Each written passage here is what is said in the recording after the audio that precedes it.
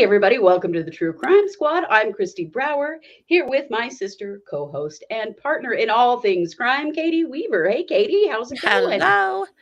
Well, it's going. I apologize for our lateness. It was entirely my own fault. Technology tried to thwart us, It and we did. won. That's right. By God. Right. We will not be Yes, shut up. we will not. Technology does not know how long we have been at this and how much we have been troubleshooting for years on podcasting. So just Oh, yeah. don't even try it. Don't even try it. No. Right? Well, welcome to the show. This is our Wednesday night case update show. And I know we always say, oh my God, we have so many updates, but we really do. Like, there's a lot boy. going on. Some good news in some cases that we're going to be talking about. Mm-hmm. We're going to put at the very front of the show all of our Mormon related crime. So it can go on our Mormon Misdeeds podcast too, so that, people that are listening just for that stuff can get to it first. But Yeah. we have so much, guys. Man. So much. Where to begin? I know. Let's begin with the everyone's favorite jackass, Tim Ballard. Mm. We've been talking about Tim Ballard for a while now. Tim Ballard is the guy that was part of the Operation Underground child trafficking organization in Utah, anti-child trafficking. Yeah.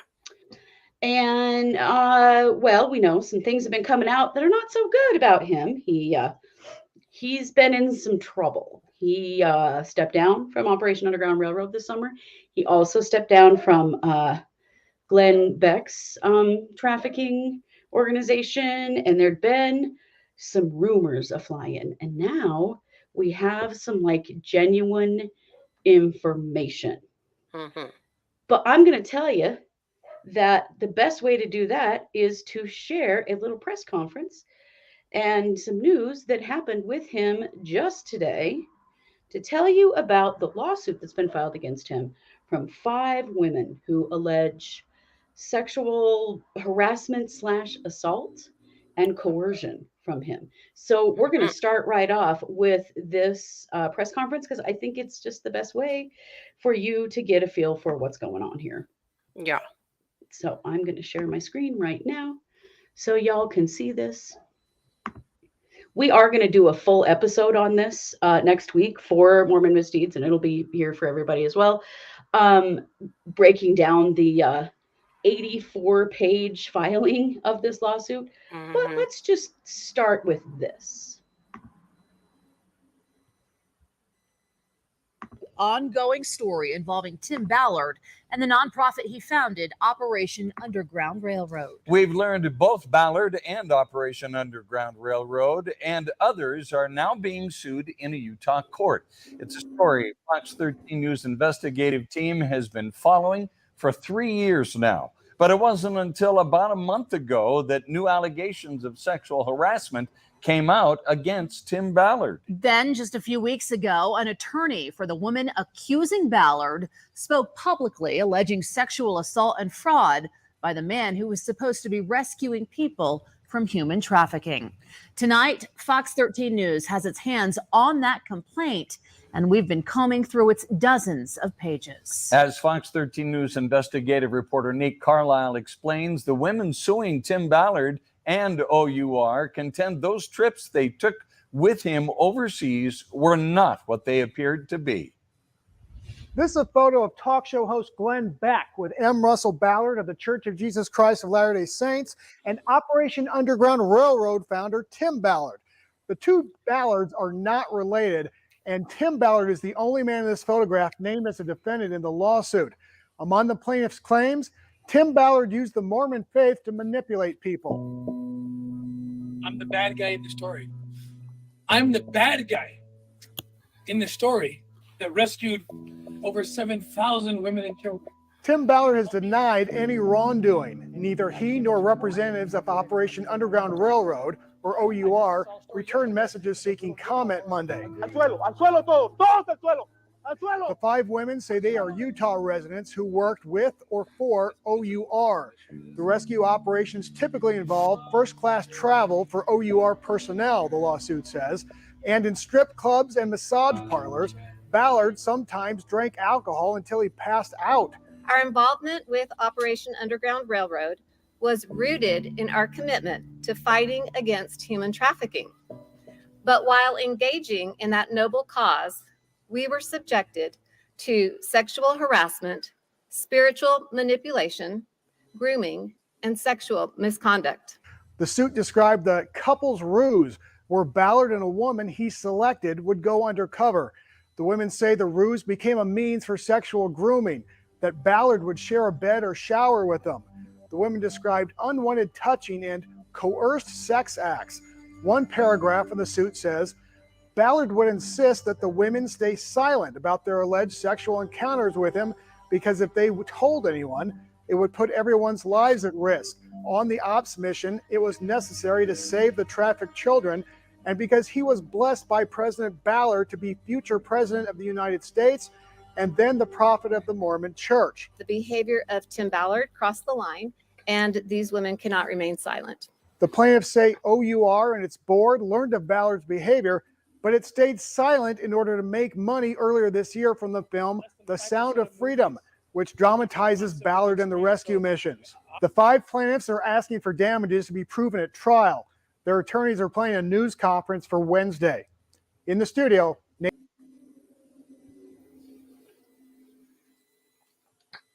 But guys, he was going to be the president of the church and the president of the United States. Christy, you are muted. Dang it. It's insane. And this is only a tiny bit of what is being alleged. If you don't know, there's this prophecy. It's a Mormon prophecy. It's called the White Horse Prophecy. And the White Horse Prophecy prophesies that there will be a Mormon man rise to the U.S. presidency to save the Constitution. And everybody thought that was going to be Mitt Romney. It wasn't.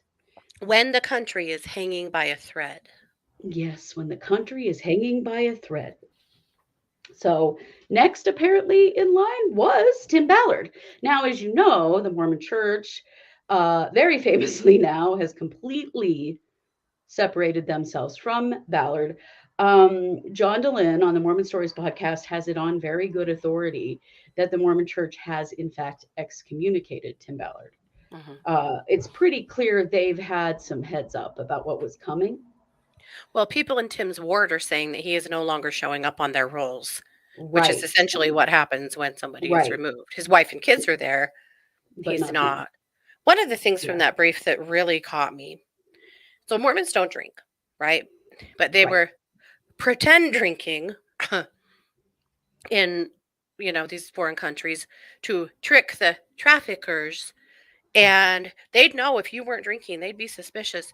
So his solution was for the women to take a drink and then open mouth kiss Tim and just spit the alcohol into his mouth. And then he'd hurry and spit it out later. Yeah. Except he was actually getting drunk to the point of passing out. So he apparently missed out on a $250,000 speaking engagement recently because he was unable to attend because he was inebriated. Yeah, absolutely. The other thing he was telling women is that this one kills me. I'm starting to see now how the traffickers were boogeymen that may or may not have ever existed in some of these ops. And one of the things that he said, or is in the second lawsuit, is that he was telling this woman who was married that the traffickers could smell their pheromones. And so they both had to be genuinely turned on so they would believe that they were really husband and wife. Because if not, then they would, they'd smell a rat. Instead, they were smelling Tim's you-know-what, I guess. Right. But, so gross. Deanna's like, what did I just walk in on? We're talking about Tim Ballard and the most recent accusations made against him in the lawsuit filed against him. The thing I want to say, and we're going to go through the whole thing. We're going to do a whole show But here's the thing that you need to understand. Mormon women are very naive about sex. Very naive, intentionally kept naive about their own bodies and about sex and what would be expected in public. These are not things that you would necessarily know growing up as a Mormon girl and woman.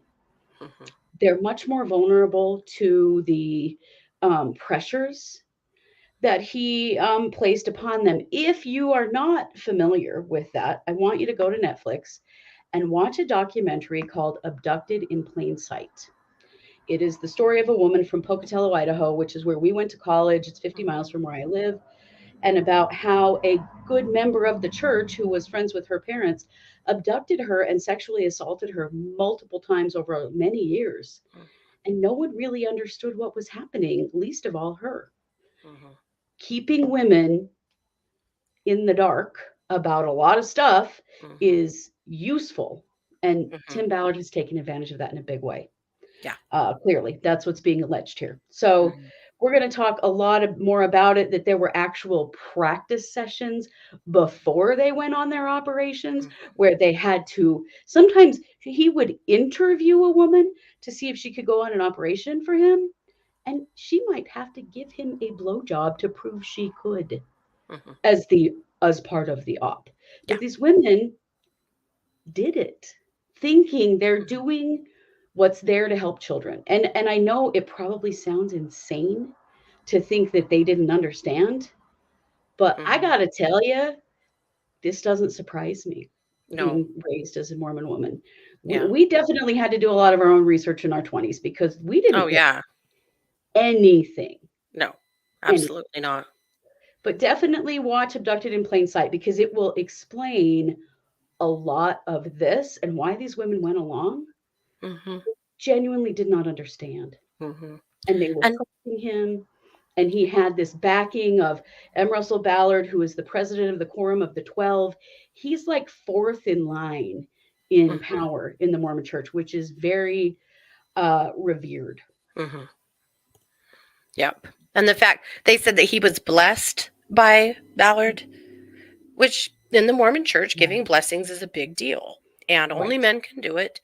And they hold the power of the priesthood and they give people blessings and make all of these promises to them. Right. And he apparently gave Tim Ballard, or at least Ballard says he did, that the Apostle Ballard gave him a blessing claiming that he would, in fact, be. This kills me. The hubris of this is insane. It is. Both the President of the United States and the President of the Mormon Church. But that's the Mormon Did dream, nobody guys. pause and go, Because we're bringing Mormonism to everyone. And that's Tim Ballard's whole thing. Mm-hmm. You know, he's kind of got, thinks he might be Jesus Christ, thinks he might be bringing Mormonism to the entire world through sex trafficking work. It's real delusional. But boy, are we seeing the inside of the inner circle here. Yep. Yep, for So sure. watch for a whole episode on the filing next week where we get into all of the details. But I could not hold back. We had to talk about this now. 100%. And Katie, speaking of talking about our, local Mormon related crime, let's talk about everyone's least favorite funeral director, Lance Peck. Oh, you guys. Remember last Finally. week, Lance Peck, he was finally going to head to court on those 63 misdemeanors that he had for all of that horrific stuff that he did in the Downward Funeral Home situation. And if you don't know what we're talking about, just go find the episode. We did a huge episode on it when this happened. Yeah. And it's just too gross to even want to say today, but he is the worst. Yeah. It's been 2 years now. It's actually been 2 years and 2 months since this all happened. And we have been waiting for felony charges forever. And They promised them by the them. prosecutor in Bannock County for a while. Absolutely. So the first thing that happened is that there was sorry, I'm quite sure there's someone at my door. Is that your doorbell or is my doorbells are ringing? Yes, your doorbells are ringing. I believe that what happened initially, or well, we know what happened is that a year ago, the day before the statute of limitations gave out. They charged him with 63 misdemeanors and said there's felonies coming. But there was an enormous amount of evidence to sort through. And we're talking about decaying bodies. We're talking about cremains Using that had no DNA to home. identify these folks. Mhm. Like, so A bad. lot of things had to happen. And so essentially, it took a whole year from then. He was supposed to go to court last week. Finally, jury, choosing was supposed to start. Sorry, dogs have me rattled. Jury selection was supposed to start. And the day before, they vacated. And we're like, what the The hell? whole trial. Yeah. And didn't reschedule. They vacated for now, and we were like, what? There has to be felony charges coming. There has to be. Well, ding, ding, ding. Finally, boys and girls, Yay. finally Lance Peck is going to face felony charges for what he did. Now, you're not going to be happy, but I'll explain to you why. So the felony complaint is for fraud, it's for grand theft, and it's for tax stuff. Now, if you are astonished that it's not for abusing all of those corpses, in Idaho, that is not a felony. That's where Right. those 20 or 63 misdemeanors come from. So here we are now. There's finally felony charges. And those misdemeanors, they didn't go away. They're just wrapping them all up in the same breadbasket. So it is happening. So, Lance, I hope you have the day you deserve. Absolutely. And I bet we see some law changes in Idaho based on this, because the prosecutor has struggled really hard to find things to be able to charge him with. Yeah. We all know this is horrific. We all know. I mean, we know there's a horrible thing going on in Colorado right now. We're not going to talk about it, but Colorado is supposedly known as the Wild Wild West when it comes to funerary services, because they don't even require you to be licensed or have any education to be a mortician. So they're even worse than we are. But I think that there are some things probably coming down the pike in state legislatures based on these cases, because this horrible stuff is happening, and then there's not much they can do about it. It's taken them 2 years to figure out how to charge Lance Peck with felonies. This dude needs to go to prison for what he did to his community. And that's been a little tough to even make happen. But Absolutely. it's So, happening, and we're glad. excellent news. Now, Lance, of course, is also a Mormon. And when this happened, people in his church ran to his defense saying, Yes. Lance is just a really good guy that just got overwhelmed. He was just doing so many free things for needy people that he just got underwater and just couldn't get back out. And, of Yeah. course, Lance was the good guy. He was the hero in the story. No, he was not at all. But yeah, we did see a lot of Mormons circling the wagons around this guy for a while. And I was like, that's so gross. Oh, I'm just really relieved that he's going to get some comeuppance here. You cannot just treat people's loved ones like this and get away with it. We cannot allow that. I went to get a blood draw. So you're stuck, and the girl who was drawing my blood was telling me all about how those fetuses, because there were 50 fetuses there that were supposed to have been cremated, we didn't know in the beginning where they came from. Now we know they actually came from Idaho State University, from one of their labs, and they were just supposed to be cremated and never were. He was just saving them. But his crematorium blew up, and he didn't bother telling anyone and couldn't afford to fix it. And was still taking on cremation cases. Yeah, but ISU had given him those fetuses like a year before that. He just hadn't done it.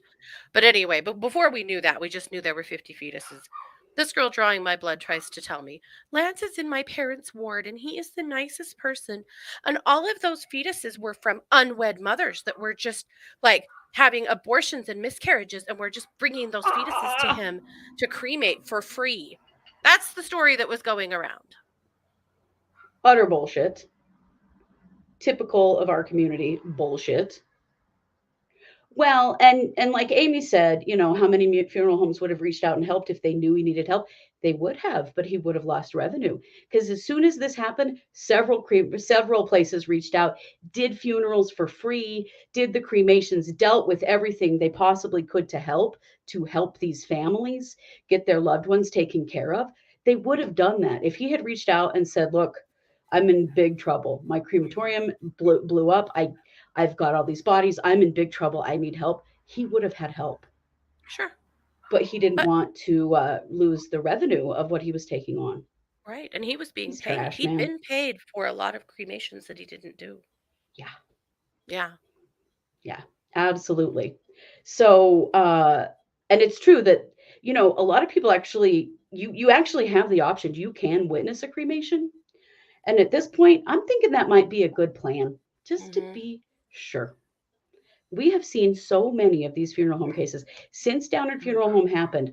I can't even tell you how many we have seen come up through the news of other absolutely horrific things happening. Shining light on tons of lack of regulation, which we need some major law changes. And like Amy said, and we all know Amy is wonderful. Amy is studying to actually be a mortician, which I think is super cool. But we know there are no federal laws protecting anyone. So this is all state by state. Clearly, we live in a wild, wild west state. Colorado is even worse than us. Apparently, when funeral home directors lose their license for bad behavior, they just go to Colorado and open up a funeral home there. That's a known thing. Big yikes. Wow. Yeah. Yeah. So all we can say is, you suck, Lance, and we're glad we're not going to have to see your dumb face for a long time. Yeah. Well, all right. Well, prison for Lance. Well, let's get to another of our Mormon criminals that we all need to talk about. We haven't talked about this guy for a while because it's been taking forever for his case to make it through the court system. This is James Craig. James Tolliver Craig. He is from Colorado. And he is accused of poisoning his wife with arsenic. You may remember this case. We covered it quite heavily when it first happened. And then there's been a huge delay because he just barely pled not guilty on these charges. Yeah. What This the is hell? taking forever to go Yeah. through the courts. So his wife, Angela Craig, she was 43. She died on March 15th after she'd been hospitalized several times for severe headache and dizziness. This was in Aurora, Colorado. And then when she died, they discovered that, she had been poisoned with arsenic. And he had been trying to kill her for a while and was messing around with the dosage. Now, they have like the proof of him ordering the arsenic, buying the poison, they have so much on this guy. Mm-hmm. His trial is coming up in April of 2024. It may happen around the same time as Chad Daybell's trial, but we will definitely. It probably be will because covering that's both. our luck, and it's all about Right? us. Well, right. But finally, he did brilliant stuff like search on his work computer or somebody else's work computer, but in his practice. Mhm. Top 5 undetectable poisons that show no sign of foul play. How many grams of pure arsenic will kill a human? And on YouTube for how to make poison. So he is a real stable genius. Mm-hmm. He, we know, is a Mormon. He Mhm. was either the ward clerk or he was the president of the Elders Quorum, and I can't remember which it was, but we had confirmed that he is in fact a Mormon and Was in is leadership. now Yeah. and was in Mormon leadership at Mhm. the time that he is, Mhm. accused of murdering his wife. So I'm really glad to see this finally moving through the courts. It has just Yeah. sat with nothing forever, and they have so much evidence against him. He is very stupid to go to trial on it, honestly. There's so much, but we will be following that closely because Mormon crime, my friends, and Mhm. Mormon crime, murdering spouses has gotten to be a scary, scary thing in Mormon Yeah. crime. They would rather kill their spouse than face the humiliation and the disciplinary action from the church on getting divorced. Yeah, absolutely. Paula, you reminded me, that's right. He tried to get no autopsy because he didn't want her poked and prodded after death. Chad Debel, anyone? There's a lot of Chad Debel Oh, yeah. whispers with him, and also with Ballard. Like you can really feel the Mormon man energy in those situations. For sure. Yeah. Really creepy. So, Katie, our last Mormon adjacent update is Nick Alahverdian. So, Yes. tell us what's going on with everybody's least favorite felon, Nick.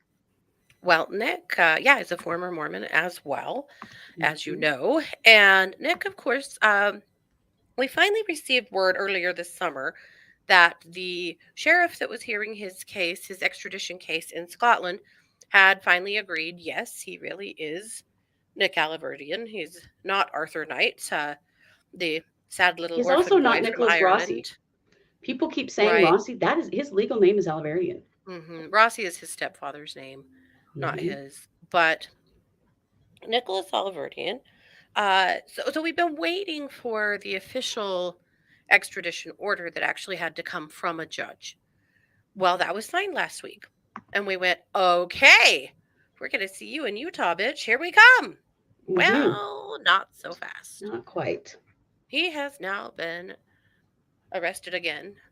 I don't think he was ever released, but arrested and charged with rape. Now, we've heard about this rape before, but there hadn't been charges yet. But now he Right. is officially charged in a rape that happened in 2017, right after he went to the UK and pretended to be dead.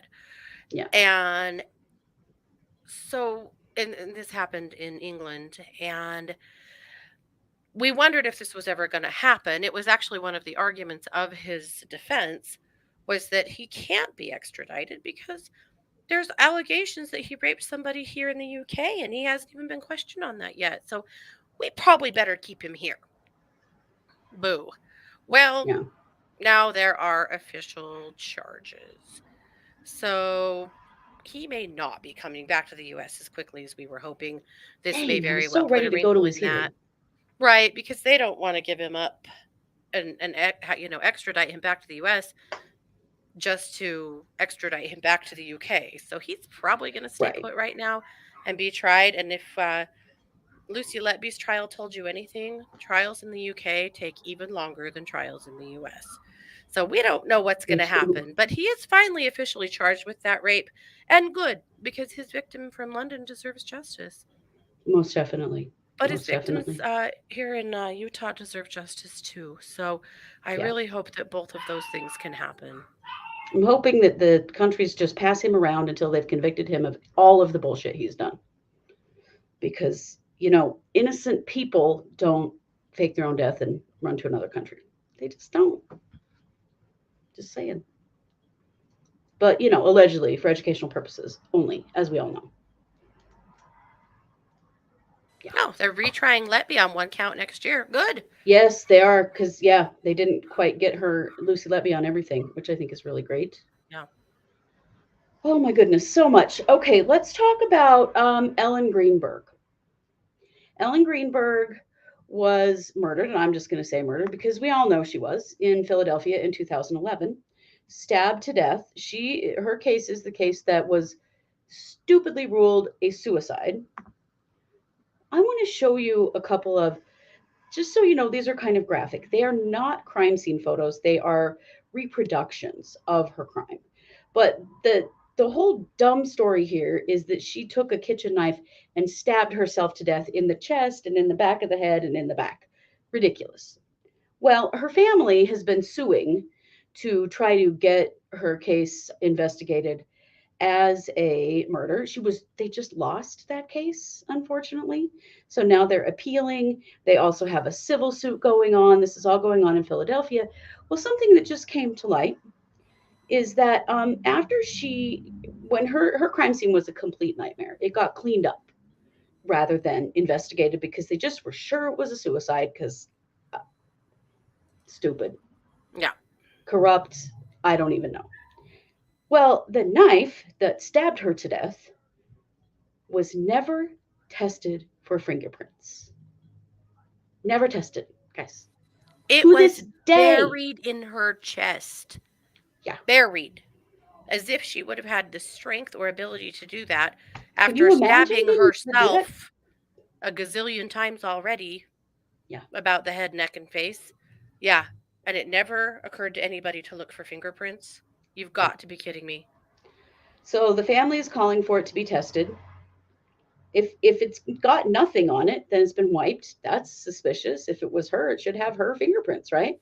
Yeah. Or maybe it's got somebody else's. I mean, this case drives me absolutely nuts. It pisses me off so much. But let me show you this reproduction that's been done by an expert of reproducing her injuries. I want you to look at that. They say that she did all of that to herself. And every knife just represents a stab wound. So all of those in her chest, back of her head, and back of her neck. Can you imagine being able to do that to yourself? And these were deep wounds as well. Deep they weren't wounds. Here's another. just laceration. This is where some of the other wounds were. You know, some of them were deep, some of them were shallower, but I mean, it was serious damage done to her body. And they legitimately want people to believe that she did that to herself. And even now, the city of Philadelphia is coming out saying that their hearts are with the family of Ellen Greenberg and they will do everything possible, blah, blah, blah, blah, blah, blah. It's such shit because this case has been fucked from day one and continues to be. But her parents, man, they are dogged. They are not giving up. They've got quite a bit of support behind them now, and investigators and, you know, other like crime scene people and stuff that are helping them. And I mean, the bottom line is whoever killed her is out there living life, no consequences. Yep. And why did no one give a shit that somebody murdered Ellen Greenberg in law enforcement? Why was her crime scene and her investigation botched so badly that it may never, ever be solved at this point? Because the forensic evidence was cleaned up. I mean, they didn't even test the knife for fingerprints. I mean, that's like crime scene 101, the murder weapon. Just to be sure. What if her fingerprints are not on it? Yeah. Like they could have been sure right in that moment. And yet they didn't. Yes, spinal cord was cut. Exactly. So I'm sure after you've cut your own spinal cord, you can just keep on stabbing yourself, right? It's well, sure. So ridiculous and gross. Right. There were a couple of stab wounds that were post-mortem. Like, there is just no way any of that could have been done by her. So that's what's going on in Ellen Greenberg. That revelation is so fucking aggravating to think that they didn't even bother to test the knife. That's how little the police gave a shit about this. Yep.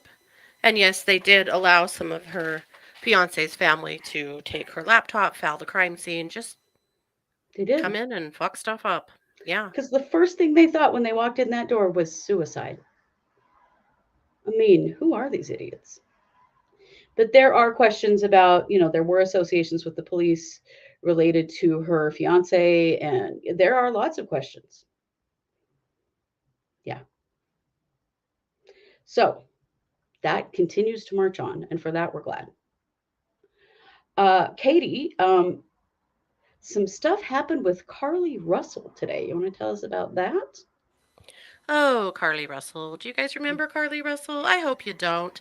Yeah. Because she's just not even worth being memorable. But this is the girl who faked being kidnapped a while back, said that there was a little child walking down the highway and she stopped her car to save the kid, and then she disappeared. And remember, we were all duped for a minute. Maybe some of you weren't. I really was. And then, of course, discovered, you know, I think the next day or 2 days later, the next day evening, she just walks up to her parents' front door, just wanders back on home. Yeah. And finally, you know, Law enforcement came to the conclusion that she was just a big damn liar, and that's what happened. So we've been kind of waiting to see what was going to happen because she was charged for that, and we've been waiting for that to move through the courts. So it was 2 misdemeanor charges for falsely reporting to law enforcement and falsely reporting an incident. There was a manhunt for her. I mean, it was a huge waste of resources. Oh man, yeah. The whole country went looking for Carly Russell. I mean, it was all over social media. It was now everyone's pissed. Yeah, totally. Because hello, we have real victims out here that need to be searched for and need to be believed. So she did plead guilty, but she's been found, or she pled not guilty, but she has been found guilty by a judge who is recommending up to a year in jail and a fine of $17,000. And an appeal has already been filed. And of course, her parents have enabled her bullshit to the nth degree. And now she is out of jail, awaiting, and she's been out of jail, just awaiting for her appeal to go through. Carly, you're done. You're done. You're just wasting the court's time and your mom and dad's money at this point. Right? Well, and I mean, taking no responsibility for her choices and what she did and what she put her family through, what she put law enforcement and their community through. It's just sick. Her job, her friends. Yeah. There's concern that she won't really do any jail time, that she might get some probation or something because this is a first offense. I'm more concerned about the money more than anything. I mean, the resources used to find her when she wasn't missing at all, that's awful to do to your community. What a waste. Well, and just the stigma that it creates, you know? Yeah. We struggle already with women being believed about all different kinds of crimes that are committed against them. And then you have a woman really fake one. Thanks, Carly Russell. Yeah, not cool. Yeah. So I hope she gets a little time for it. Yeah. I really do. Well, speaking of women doing bullshit, let's talk about Caitlin Armstrong. Remember Caitlin Armstrong? This case has been around for a little while, but this was in 2022. She's accused of killing Mariah Wilson, who was a cyclist. It was like a love triangle kind of thing, and she murdered the other woman, basically, or she's accused of murdering the other woman. So she is in prison, awaiting trial. And she ran from the country actually when after the murder, like she went on the run for a while before they caught her and got her back.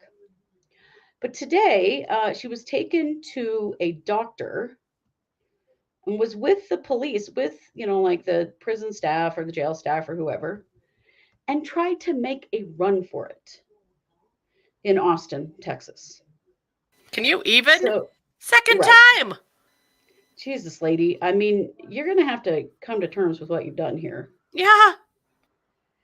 She didn't get very far. They got a hold of her, restrained her. It was over pretty quickly. But yeah, I mean, we'll see if her trial is about to start. Yeah. And I'm like, well, we'll see if you get to go to any more doctor's appointments, idiot. But where did she think she was going to go? Yeah. She going to use dressed her sister's like that? identity Probably again? had handcuffs on. Yeah. Right, that's right. She used her sister's identity before. Yes, her trial is starting at the end of the month, and now this does not look good for her, Caitlin Armstrong. Well, not the second good time at all. Yeah, because the first time was when the crime was first committed. She didn't escape from the police. She fled the police. No, and she just managed fled. to evade them for a hot minute. Yeah. Right. So I mean, they already knew she was a flight risk. Oh yeah. But holy shit, she really proved that today. And a pretty capable one too. Yes. Yes. Katie, there are some small updates in the Brian Coburger case, the Moscow murders. You want to tell us about that? A couple of things. So they had requested the defense had requested to delay the case, and they wanted to pause the case, and the judge has said no, we're not doing that. He said it's too premature. There's no reason for it at this point. And his team is now saying that they'll decide if they want to file another motion to put the trial on hold or if they're okay here. But basically on July 17th, they filed a motion to reconsider order staying time for speedy trial. On July 25th, they filed a second motion arguing that only 32 jurors appeared in court when 45 should have been present. See, they're trying to say that there were problems with the selection of the grand jury. Right. And they wanted time to prove that. So basically the judge is saying, we're not giving you any more stays here. We're not giving you any more time. We are marching forward. There's just no reason for it at this point. But the other information that came out just today is Fox News 5 Atlanta and others are reporting that there's evidence that the two roommates that were not involved or that were not murdered were both awake and texting during that time. Yeah, and see, we had been led to believe that they were asleep. Mm-hmm. Well, but then but then the one girl said she was in the hall and saw him and just went back to her room and shut the door. Right, that she Now heard they're something. saying they were both awake. They were both on their phones during that whole thing. So 4 people were stabbed to death in the home in which they live at 4 a.m. And they were both wide awake and playing on their phones. Yeah, and went unscathed.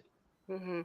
Really fuels the fire for people who feel like they had something, or that maybe one of them had something to do with it. There's been some talk about that. There was Coburger asking if anyone else had been arrested when he was originally arrested. So there's a lot of rumors. We don't know for sure, but there are questions. And will we see this case next year?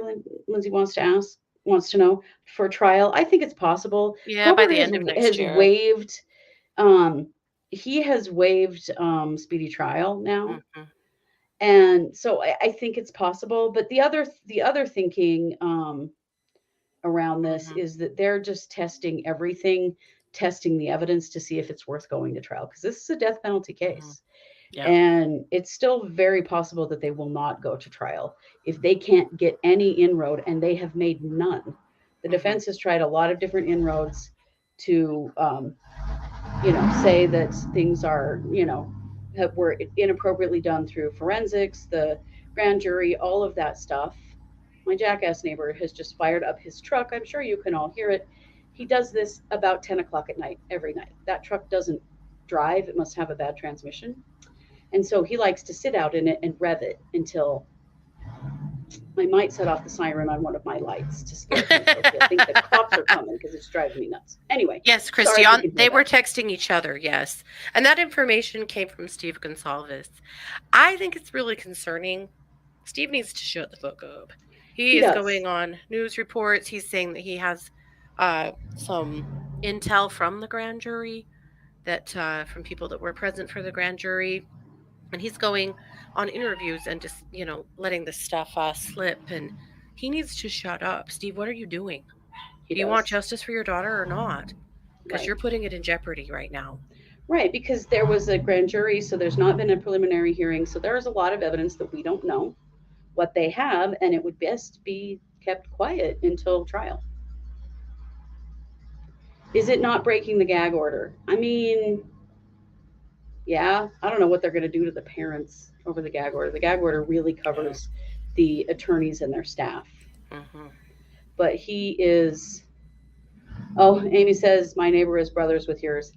Yeah, I had to call the police on this neighbor last week because of screaming and yelling and swearing going on in the driveway at someone. And he loves doing this. You can hear it, but that truck won't go anywhere. It's crazy. But yeah, no, you're right. Him sharing information like that is really scary. It is. It's very foolish. Messing with the prosecution's case here. We want Kohberger to go away. I mean, it's not like there's a question that he did this. If I were one of the other parents, I would be losing my mind right now about what he's doing. It's, in my opinion, it's incredibly selfish. Now, I am going to say that you just don't know how people are going to react to a tragedy like this. You just don't. And Right. so I'm hesitant to judge too much, but boy, this is really dubious behavior. Yeah, it is. Hey, that truck drove away. Yes. Maybe he Maybe fixed he'll it. just keep on driving and never Yeah, come back. he's And moving. this guy's a He's gone. jackass. That was it. That would be great. He should try yoga. It is a lot quieter. Agreed. It's just scary that Gonsalves could be screwing up this case. I agree. Yeah. He needs to shut up. Yeah, for sure. He definitely needs to shut up. What else have we got here? Roberta Laundrie. Oh, yes. You want to talk about her? This evil bee. Okay, so this is the case. This Gross, is the man. civil case that Gabby Potito's parents filed against Brian Laundrie's parents and their attorney because of the fact that they just allowed them to suffer. They allowed everyone to look for Gabby when they knew damn well she was dead. So they're Yeah. suing them for intentional infliction of emotional distress. So today was day 2 of the deposition of the Laundrie parents. And this is the first time that the parents have actually seen each other, or the second time, I think. And there's a lot of hate in the room for good reason. Yeah. And so Roberta was deposed today, and there was a lot of questions about that burn after reading letter.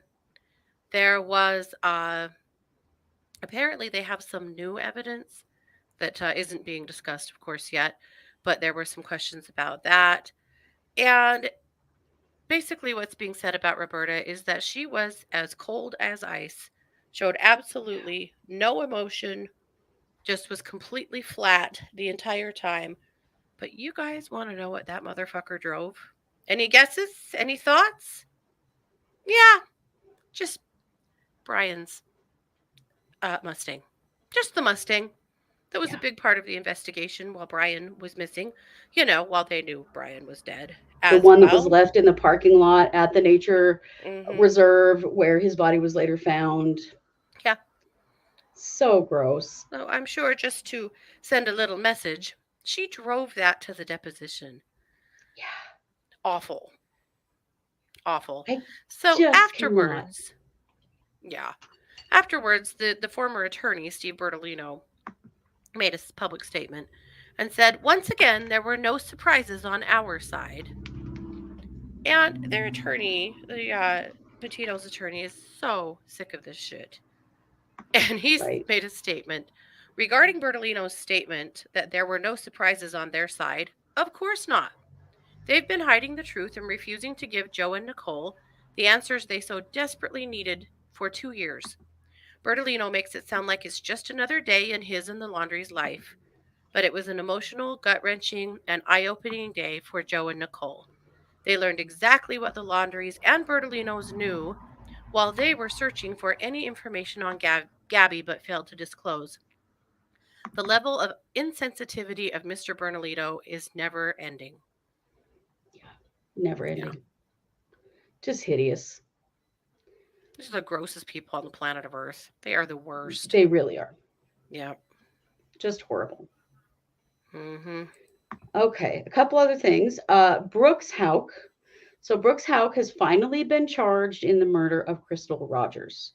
This is an old, a fairly old case. This is one of those, everybody knew he did it, but they couldn't manage to arrest him until now. He's been in jail being held on a $10 million bond.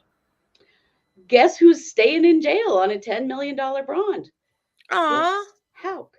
See, Brooks' brother Nick was a police officer at the time that Crystal Rogers went missing. Her body is still missing. Mm-hmm. But it is believed that he killed her, and that's what he's been charged with. Well, there are 2 other deaths. Her dad, Tommy Ballard, and then another police officer who were killed after her death. Mm-hmm. That it is believed that there's that Brooks and potentially his family are involved in. They did come forward and say that they found the gun that killed Tommy Ballard. And guess who it belonged to? Nick Houck. Wow. That came out at the bond hearing. So there's a lot of, I'm not saying anyone else is involved. These are all allegations. The other thing that was happening is that Brooks and Crystal had a child, and that there's been a big custody battle around that child because after Crystal was killed, her mother wanted to take her. And she lost in court, and Brooks was maintained, power over her. Well, now that he's charged with Crystal's murder, Grandma has come back and said, I want to take her. I am worried that she is not safe with the people who assisted him or covered up for him in some way the murder of her mother. Interestingly, what's happened, she was initially denied, Crystal's mother was denied, but what that started was a custody battle where there was Brooks's mother filed for guardianship, and guess who just dropped her guardianship claim on the child? Wow. Brooks's mom. So it's looking like maybe Crystal's mom will actually be able to take this child now. I hope so. This is so scary because it's beginning to look like this is the Houck family is very wealthy. They're kind of known as the Murdaws of their community, if that tells you anything. The Murdaughs or whatever. This is in Kentucky. And so they're called the Murdaughs of Kentucky by a lot of people. And there's a lot of worry that there have been a bunch of things covered up in order to protect Brooks after Crystal Rogers' murder. Yeah. So a lot going on there. We may see other charges. We don't know. But we do know that Brooks's mother is no longer fighting for guardianship of the grandchild. Yep. So I hope that child gets to go with mom's mom and get the hell away from these insane people. Because what the hell is happening here? And are there going to be other charges in these other deaths? Yeah. Because there might be. And I think, that's scary. The daughter, it's a son. You're right. It is a son. I was trying to remember. It's a son and he's 11 now. He was like 2 when his mom went missing. Yeah. Let's see. Just got a couple more things. One, oh my gosh, you guys, Major John Kaylor. Why is that guy's name? That is so weird. I hate it so much. He is not a major. That is his first name. Major John, all one word. Major John Kaylor. This is out of Kellogg, Idaho. This is another Idaho case. This happened back in June. The story is that Major John and his family lived in like a duplex where like they lived on the upstairs part of the house and their neighbors lived on the main floor of the house. And there was an allegation made that the teenage son of the family that lived in the basement was masturbating in his window, and that Kaylor's children, 2 little girls, witnessed it. So they called the police. The police are investigating, doing what they do. It takes time. Yeah. Well, for reasons I will never really fully understand, the kids were out around that window and it happened again. And then someone kicked in their front door and shot and killed that boy, his brother, his mother, and his grandfather. Weren't Mom and Grandpa in the yard? No, they were in the stairwell. Oh, the stairwell. Okay. So he was arrested and, major douche. Exactly.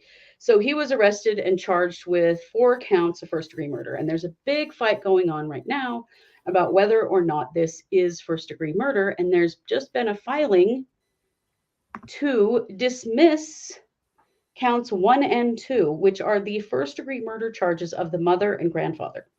Yeah. Coming from his attorney. They're trying to say that this was not first degree. But, I mean, he had to go get his gun, make the decision to kick in their door. Not only that, he had to make the decision to not just kill the offending boy, who we don't even know if he's guilty. We never, he was never, right. All charged, we know let is alone, convicted of anything. All we know is what Major John's family has said. That's all we know. Right. And then he made the decision to murder all 4 people living in that home. Mm-hmm. That's what he's accused of. Yeah. And right now, disgustingly, they are trying to get the first-degree murder charges dropped for the first 2 because they're saying that the prosecutor has not proved that this was premeditated. How could it have not been premeditated? He had to decide to go and do it. Mm-hmm. There were threats. There was a lot of shitty stuff said. His wife has been all over social media when this was happening. Yeah. She should shut up and has been Well, she since. got gagged. Yeah. Yeah, this whole case has a huge gag order on it. It's But she's the one that said, yeah, she's the one that said she called Major John to come take care of it. Take care of it. Yeah. It makes me think, this is just me talking, that there was a plan beforehand. If this happens again, I'm going to take care of it, right? Mm-hmm. So it's just really gross. That was just filed today. It's just, the thing is, Idaho is a death penalty state. So if the first-degree murder charges stand, it could be a death penalty case. Although I thought that they had already come out and said it was not going to be a death penalty case. So I don't know why they're... Almost immediately, they said they would not be seeking the death penalty. And we were all like, why? He shot and killed 4 people in cold blood. Why isn't it a death penalty case? The 18-year-old boy, his 16-year-old brother, their mother, and their grandfather. Yeah. It's just the grossest. And the grossest part of it was that there was a bunch of support for him right after this happened. Oh, yeah. Like he was out killing a pedophile. No, he killed a kid who was masturbating in his own bedroom, by the way, while his little girls were running around outside this kid's bedroom. I'm not saying he didn't do it on purpose. Maybe he did. But is that worth murdering him? No, it isn't. No, not at all. So this case has been contentious as hell. And it's really weird to me that it is so contentious because it's very cut and dried. There is no question who commit these murders. It is not as though there are other people being looked at. There aren't. No. He put his gun aside and sat on the front steps and waited for the police to come. He did. And so the contention around it is so bizarre. Mm-hmm. Yeah, his children were present. Daughter. Yeah. Wife and daughter saw him kill the mother and the grandfather. Yeah. Yeah. So it's horrifying. It's gross. I guess this defense attorney is doing his job, but I don't understand what. I mean, what does he think he's going to get out of this? That he'll get out of prison at some point if it's second-degree murder? God, I hope not. Yeah. I mean, this guy has got some serious challenges to think that this is the way that you deal with a situation like that. Mm-hmm. He does not deserve to be in polite society ever again. No, he doesn't. And for the safety of the community, he doesn't. So he does have a trial coming up as well next year. Or no, it's not. It's coming up closer. Oh, is it? It's a lot to keep track of. January 2024. It is next year. Sorry. But it's coming up quite soon is when his trial is scheduled. So I'll bet it doesn't. I bet it doesn't because that's less than a year from the time that this occurred. Although I don't think he's waived speedy trial, at least not yet. So we're keeping an eye on the Major John Kaylor murder situation, but it's gross. It's awful. I have one more thing, but before I do that, Katie, do you have anything else? Did we get everything you had? Just a little bit of info about the Murdaugh murders. Yes. Lifetime made-for-TV movie that we're going to watch this weekend. Mm-hmm. So it's happening on Lifetime. It is at 6 p.m. Mountain, both nights. So it's Saturday night and Sunday night. Okay. We are going to set up a stream here, just like this, only we won't be here. We'll probably just have a video card or something for you to see. And we're just going to watch it together and chat here in the chat room. Yeah. So it'll be a trip. This is going to be a trip. If you've seen any of the previews to this, the casting is an absolute scream. It's so bad. Oh, you guys. Yeah. We're going to have a good time with this. Mm-hmm. So I discovered that my carrier does not have Lifetime. And so the only way for me to see it is I am going to have to do a free trial on another carrier to get Lifetime Okay, for I'm 2 gonna have to nights. ask you about that because I have Lifetime. I'm just not 100% sure if it's going to show like it's the streaming Lifetime. Will it show this? You know what I'm saying? So I have to Right. figure It that out may too. not. It looked like the streaming won't happen until the next day. Okay. So we will have to So, figure that out to make yeah. sure that we can do it. But we definitely want to do that watch party. So we'll just be here Yeah. chatting. So you have to watch it on your own. So figure out where you can watch it Mhm. and then come in and chat with us and we can laugh our asses off at how bad this is going to be. Mhm. If you've seen the Lori Vallow Lifetime movie, you have a pretty good idea of how bad it's going to be. Mhm.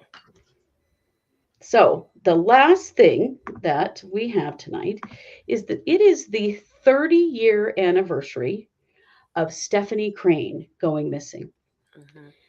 That happened in 1993 in Challis, Idaho. Of course, this is, local to us. In 93, I was a senior in high school. And she literally just vanished off the street. Yep. I remember when it happened because it was super scary. People were absolutely terrified in our communities. The little girl could just go missing like that.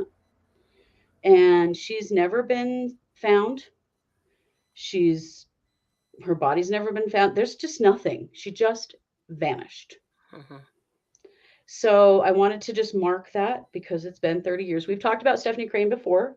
We actually went to Challis a couple years ago and did an episode about her. Yeah.